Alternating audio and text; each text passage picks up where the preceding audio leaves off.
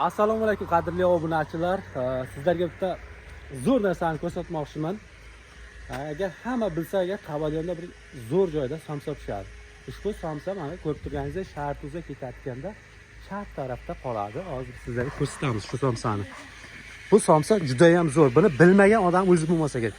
Assalomu alaykum. Assalomu alaykum. Hormangizlar.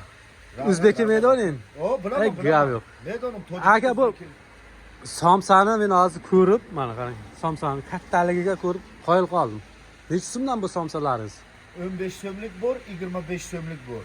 Mana hozir somsani bir ko'p baho beringizlarda. Mana. Bu somsa ocharat, ya'ni buni tez kiymasangiz ololmaysiz. Chunki odamlar juda ko'p, shuning uchun somsa kam qolish ehtimoli bor. Bu 15 so'mlik somsa o'zi mana shunchada. 20 so'mlik somsa qancha bo'lishini tasavvur qila olmayapman. Bitta ko'rsatingda aka.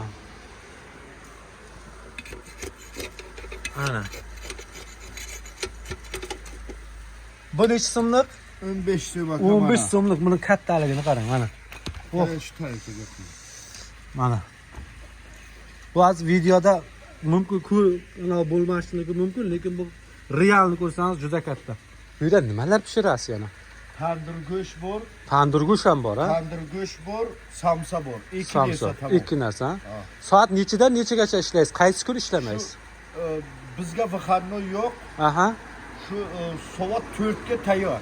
Abitdan keyin kech quringlar faqat. Kechqurun, ha?